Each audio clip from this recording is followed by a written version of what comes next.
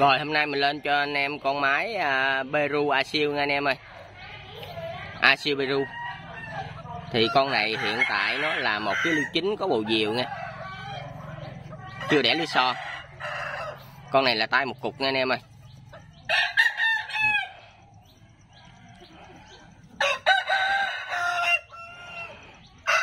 Asil Peru.